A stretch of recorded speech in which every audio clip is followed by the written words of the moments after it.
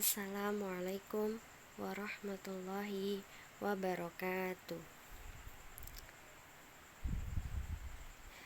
Alhamdulillahirabbil alamin wa bihi nasta'in ala umur dunya waddin. Wassalatu wassalamu ala sayyidinal mursalin Muhammad wa ala alihi wa sahbihi ajmain. Rabbi shrah li sadri wa yassir li amri wahlul 'uqdatam min lisani yafqahu qawli, amma ba'd.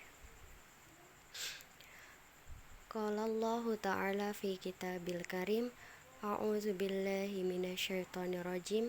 Bismillahirrahmanirrahim. Yarfa'illahu alladhina amanu minkum walladzina utul ilma darajat. Pertama-tama yang saya hormati Bapak dosen pengampu mata kuliah Pendidikan Moderasi Islam, yaitu Bapak Mujibur Rahman, MSI.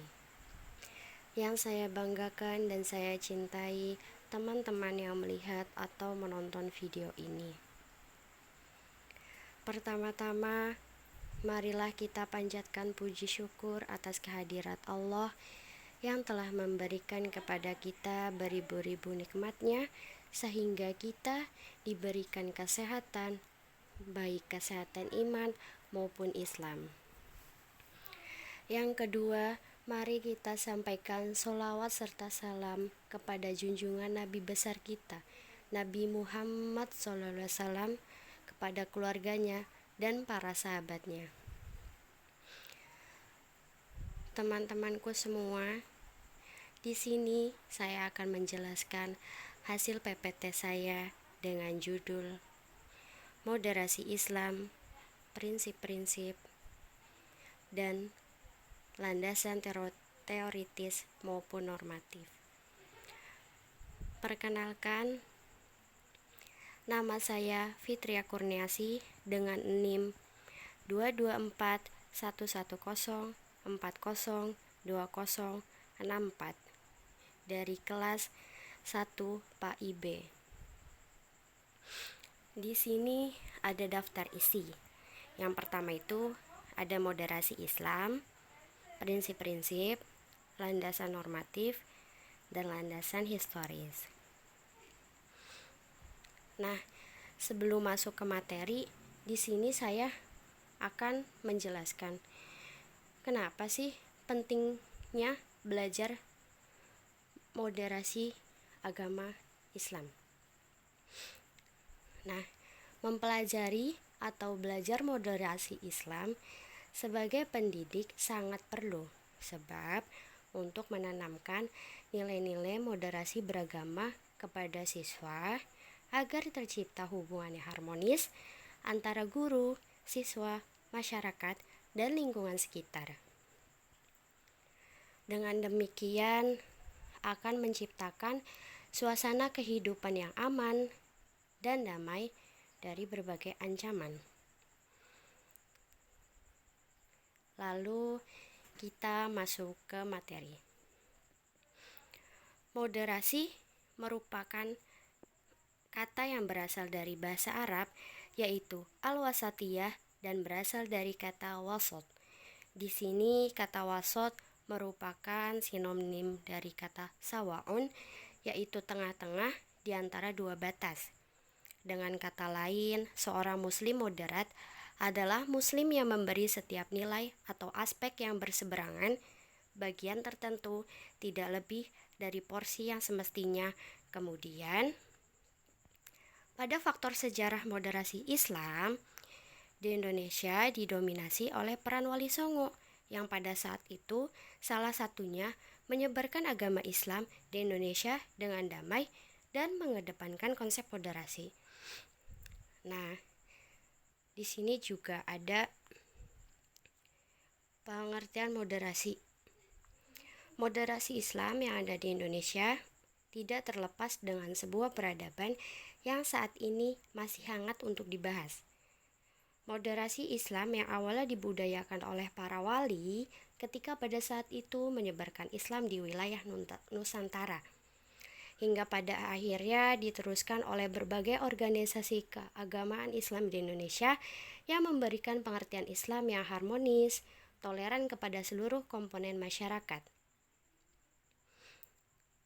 Di sini kita akan menjelaskan apa sih sejarah-sejarah moderasi Islam di Indonesia itu? Nah, agama Islam telah menunjukkan keramahannya sejak pertama kali diperkenalkan di Indonesia. Penyebaran agama Islam di Indonesia dilakukan secara damai dan tidak ada paksaan, saling menghargai budaya. Sikap inilah yang membuat masyarakat Indonesia tertarik dengan ajaran agama Islam. Yang paling berpengaruh dalam penyebaran ajaran agama Islam di Indonesia adalah Wali Songo. Wali Songo adalah penyebar agama Islam di Jawa yang berhasil menggabungkan aspek sekuler dan aspek spiritual dalam menyebarkan agama Islam. Kedudukan Wali Songo dalam kehidupan religius dan sosio-kultural di Jawa sangat memikat sampai Islam tidak mungkin dikenal sebagai the religion of Java. Apabila sufisme yang dikembangkan oleh Wali Songo tidak melekat dalam masyarakat, penyebaran Islam yang dipimpin oleh Wali Songo adalah perjuangan yang cemerlang, yang diterapkan dengan cara sederhana, yaitu dengan cara tidak mengganggu tradisi dan adat istiadat lokal, serta mudah diterima oleh orang-orang karena menggunakan pendekatan yang realistis dengan kehidupan masyarakat. Hal ini membuat keunikan Sufi Jawa yang bisa menyerap komponen budaya asing dan lokal, akan tetapi masih bisa berdasar pada prinsip-prinsip Islam. Pada zaman Wali Songo, proses perjuangan Islam dengan kebudayaan lokal terlihat yang paling sungguh-sungguh. Nah, pada masa ini yaitu masa perubahan besar dari Hindu hingga Jawa yang beranjak hilang menuju zaman Islam. Hal itu yang membuat Islam mudah diterima karena kehadirannya tidak mengganggu kepercayaan sebelumnya. Wali Songo sudah memahami bagaimana cara menyebarkan agama Islam yang mudah diterima oleh masyarakat, yaitu dengan cara memadukan dengan budaya lokal tanpa menghilangkan prinsip dan makna ajarannya sesuai dengan situasi wilayah di mana Islam disebarkan.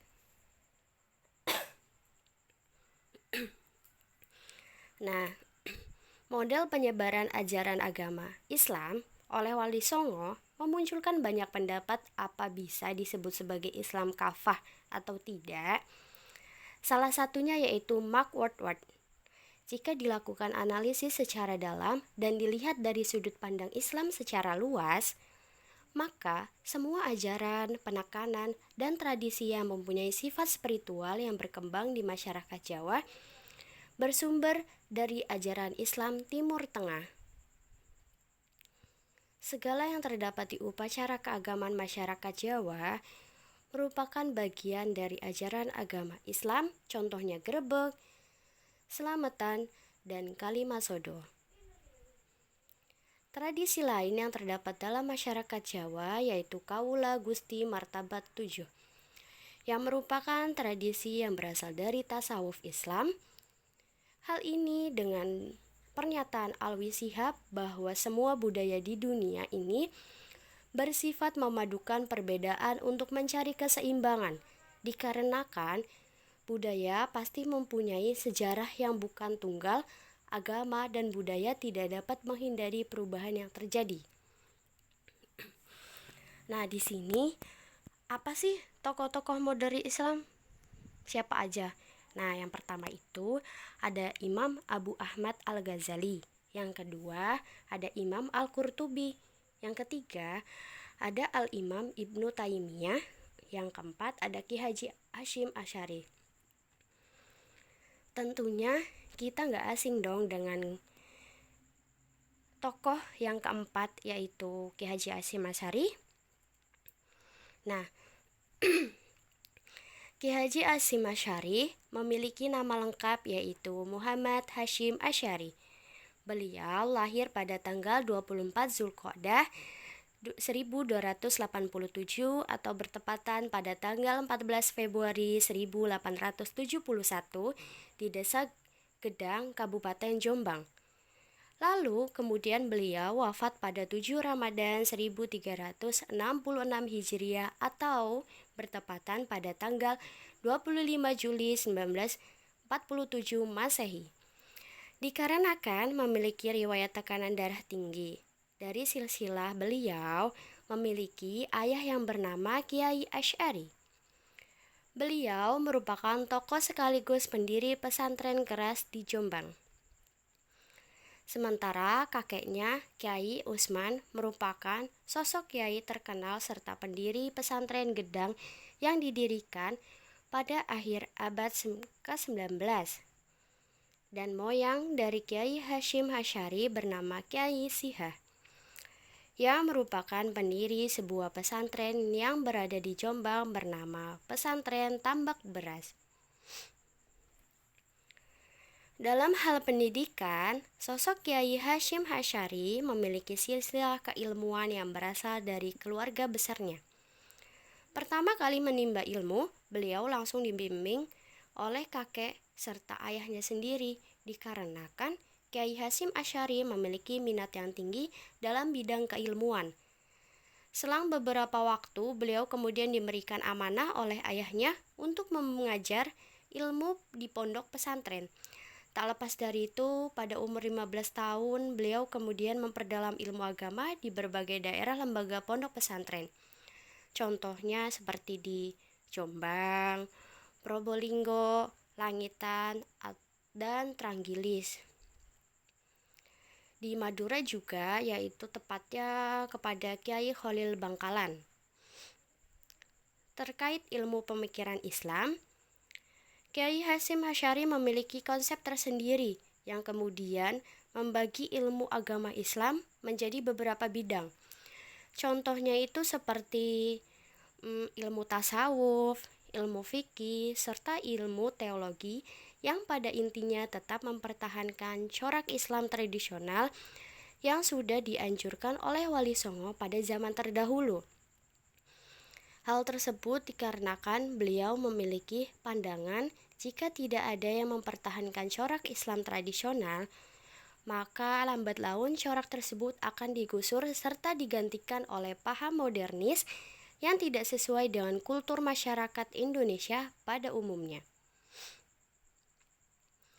Terus, dalam hal bermoderasi, Ki Haji Asy'ari juga menjelaskan dalam kitab Ahlus Sunnah wal Jamaah yang bertajuk Ar-Risalah atau Hidiyah tentang teologi dan Al-Qala'id fi Bayaniyah Mayajid minal Aqaid, yaitu tentang mengenai kewajiban-kewajiban menurut akidah yang dijelaskan dalam syair-syair yang menjelaskan bahwa tingkatan manusia dalam meyakini keesaan Allah terbagi menjadi beberapa hal. Di antaranya adalah pujian kepada Tuhan yang biasanya dimiliki oleh golongan awam.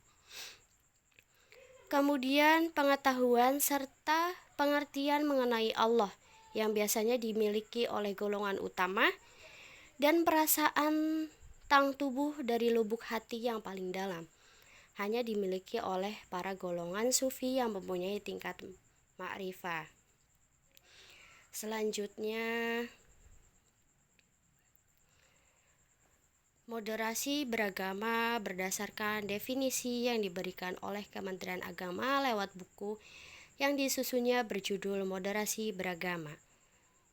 Bermakna kepercayaan diri terhadap substansi esensi ajaran agama yang dianutnya dengan tetap berbagi kebenaran sejauh terkait tafsir agama. Dalam artian berarti moderasi agama menunjukkan adanya penerimaan, keterbukaan, dan sinergi dari kelompok keagamaan yang berbeda.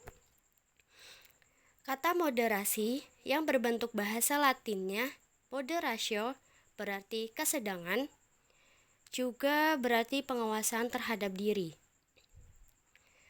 Kalau dalam bahasa Inggrisnya disebut moderation, yang sering dipakai dalam arti average, yaitu rata-rata, core, yaitu inti, standar, yaitu baku, atau non-alignment, artinya ketidakberpihakan. Berarti secara umum moderat mengutamakan keseimbangan terkait keyakinan, moral, dan perilaku watak. Berbagai ayat dan hadis yang menunjukkan konsep moderasi beragama dalam Islam dengan merujuk pada kata yang lebih spesifik penggunanya, yaitu kata wasato. Islam merupakan agama wasaton. Wasaton yang meliputi trilogi Islam, yaitu dalam dimensi akidah, ketuhanan, antara ateisme, politisme. Dimensi syariah meliputi ketuhanan dan kemanusiaan. Dimensi tasawuf meliputi syariat dan hakikat.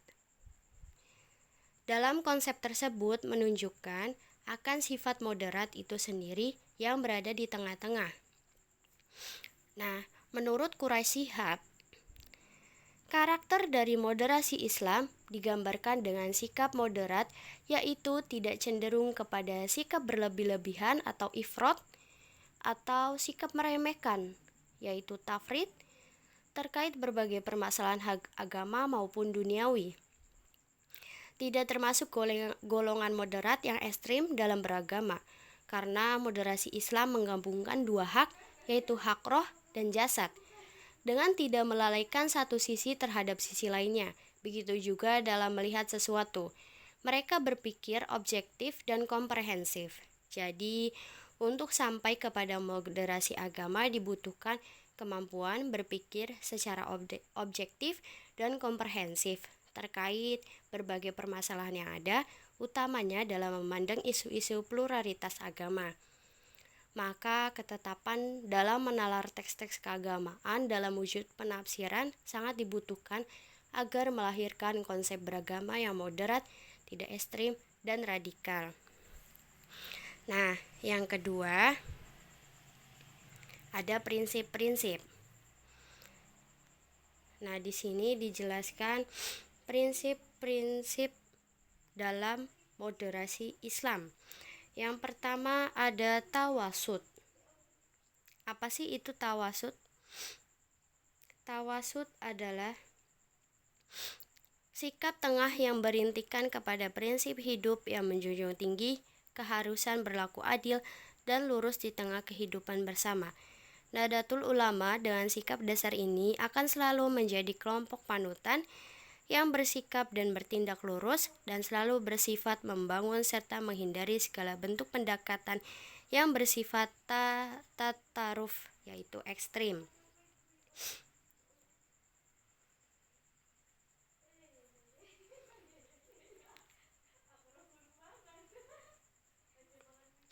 Nah, yang kedua ada tasamuh. Apa sih itu tasamuh?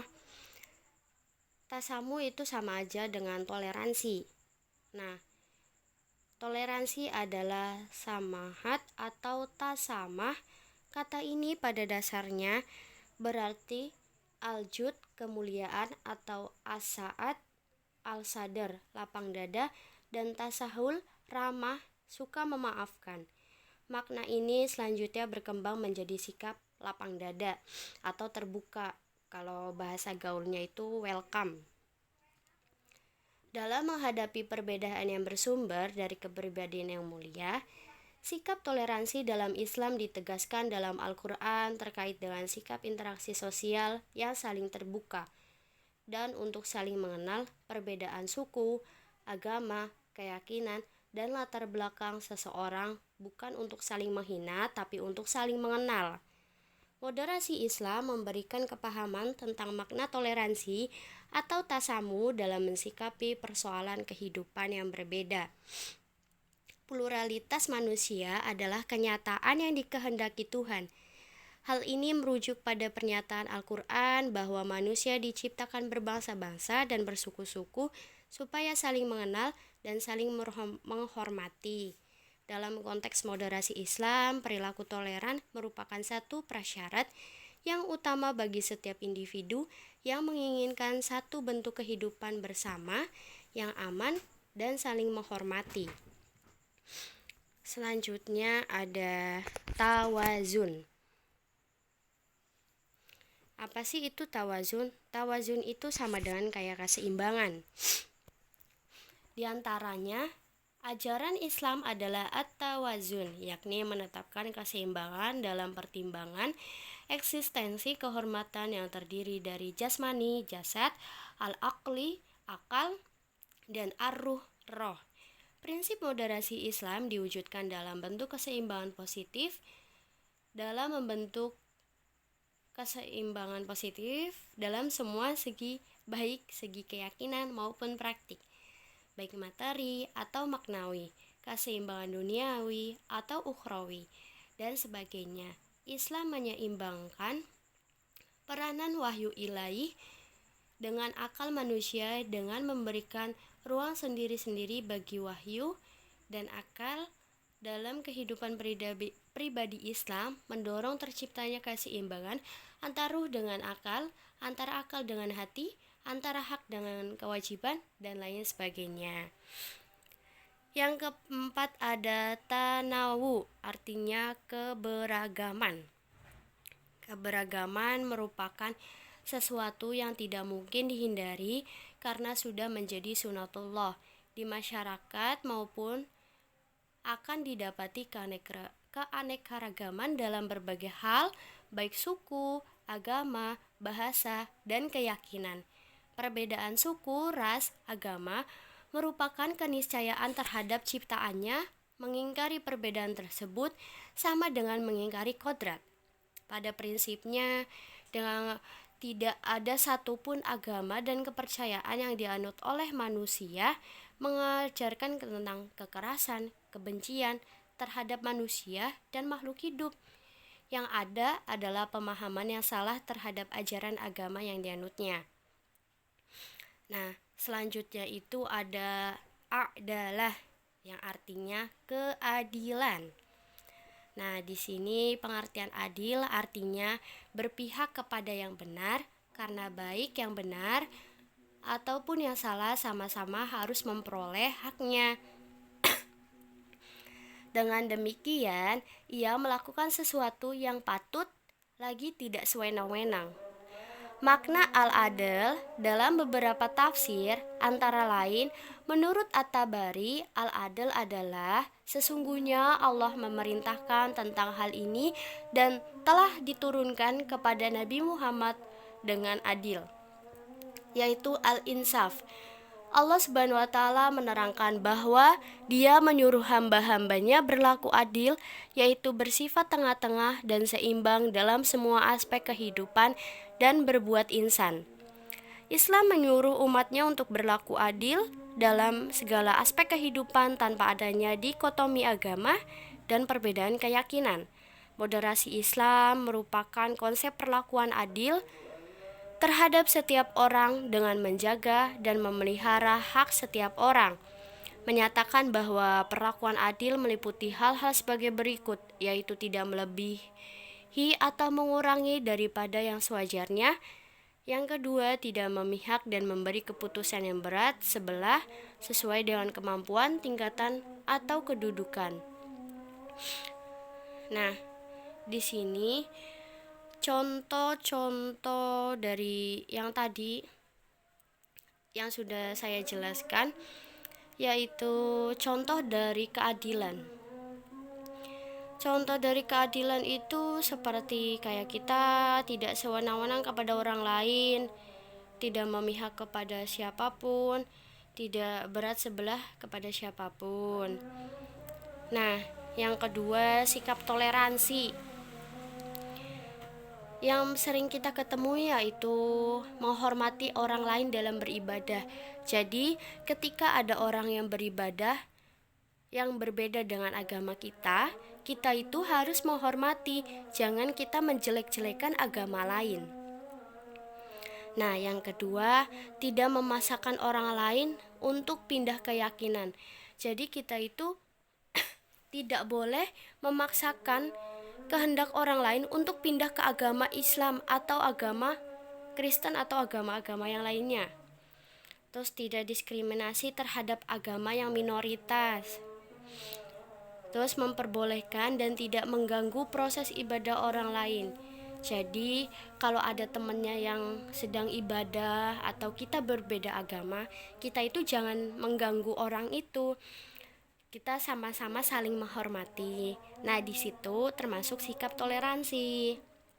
Nah, selanjutnya ada contoh keberagaman, di mana keberagaman manusia adalah suatu kondisi yang menunjukkan manusia yang beragam. Keanekaragaman yaitu meliputi perbedaan fisik, perbedaan suku, perbedaan agama, ras, kebudayaan, gender, dan lapisan masyarakat. Kayak misalkan contohnya fisik kita berbeda dengan fisik orang lain. Kita di situ tidak boleh menjelek-jelekan, terus juga nggak boleh ngata-ngatain ih item, ih jelek, nggak boleh. Nah, di situ kita saling menerapkan keberagamaan yang ada di Indonesia. Yang kedua ada contoh keteladanan. Nah, keteladanan adalah perilaku seorang yang dijadikan atau contoh bagi orang lain, baik yang mengetahuinya maupun yang melihat pada dalam diri kita.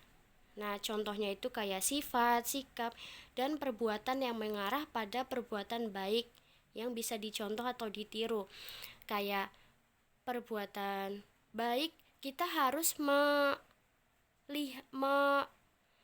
memperlihatkan sikap baik kita kepada orang lain supaya perbuatan kita itu dicontoh, bukan perbuatan yang jelek gitu. Jadi kita tidak boleh menerapkan perbuatan yang jelek kepada orang lain. Nah, contoh keseimbangan yaitu dalam segala aspek kehidupan tidak condong kepada salah satu perkara saja. Sikap ini ada pada dalam diri orang muslim. Contohnya seperti selaku adil dan tidak memihak dalam memutuskan suatu perkara di antara teman. Memberikan hadiah kepada setiap teman sesuai dengan mereka. Nah, jadi dari kesemua itu adalah nilai-nilai positif yang perlu kita aplikasikan dalam kehidupan sehari-hari sebagai seorang muslim dalam kehidupan bermasyarakat, berbangsa, dan bernegara. Selanjutnya, saya akan menjelaskan tentang landasan normatif. Sebelum masuk ke sini, apa sih landasan normatif itu? Nah, landasan normatif yaitu konsep yang sering kali dibingungkan dengan kebiasaan yang sebenarnya yang tidak sesuai dengan norma yang bersifat normatif. Pergeseran zaman ikut memengaruhi makna normatif dalam kehidupan di masyarakat. Sikap ini sudah menjadi kebiasaan yang dilakukan dalam masyarakat yang sebenarnya tidak sesuai dengan norma dianggap sebagai kebiasaan dan melakukan tindakan tersebut dianggap sebagai sikap yang sudah menaati aturan atau sikap normatif. Nah, di sini kemaslahatan bumi Indonesia bahkan dunia dan dicapai melalui muatan praktik dan nilai moderasi beragama. Karena dalam praktik moderat tersebut menitik beratkan pada soal keadilan, keseimbangan, dan mengelola keunggulan dari keragaman yang ada. Sebagai bentuk khidmat terhadap bangsa dan negara, setiap warga negara Indonesia memiliki hak dan kewajiban dalam tujuan membangun kehidupan bersama yang tentram dan damai. Bila tujuan tersebut mampu diwujudkan, maka hal tersebut menjadi bukti bahwa warga Indonesia telah berhasil menjadi manusia yang seutuhnya, karena telah sukses menjalankan tugas yang diberikan oleh Tuhan Yang Maha Esa sebagai Khalifah fil al-ard. Seperti yang telah disampaikan sebelumnya, ajaran moderat dalam beragama bukan hanya dimiliki oleh umat Islam saja, melainkan dalam agama-agama dan peradaban lain. Ternyata juga memiliki tradisi yang mengajarkan kemoderatan. Nah, apa sih contoh sikap normatif itu? Nah, di sini yang pertama ada sikap mengutamakan kepentingan golong dibandingkan kepentingan sendiri. Yang kedua ada sikap saling menghargai dan menghormati satu sama lain sebagai bentuk sikap normatif dalam menghargai hal-hal orang lain. Yang ketiga ada menepati janji yang telah disepakati bersama, terus bersikap sesuai dengan etika yang berlaku di masyarakat. Nah, selanjutnya ada landasan historis. Mengajarkan bahwa inti dari spirit agama adalah meta, yakni ajaran yang berbasis pada nilai-nilai kemanusiaan seperti halnya toleransi, solidaritas, kesetaraan, tanpa kekerasan, atau secara singkatnya ajaran yang berlandaskan pada cinta kasih. Tanpa pilih kasih, Buddha Dharma merupakan sebuah kemoderatan jalan tengah yang merupakan aspek penting dalam spiritualitas umat Buddha, yang sangat menghindari dua kutub ekstrim yaitu Atthakailatamanu Yoga, penyiksaan diri, dan Kamalusukhaliyunaga, yoga pemanjaan. Nah, apa sih di sini landasan historis? Landasan historis menurut para ahli itu semua kejadian atau peristiwa masa lalu. Sejarah berfungsi untuk memahami perilaku masa lalu, masa sekarang, dan yang akan datang.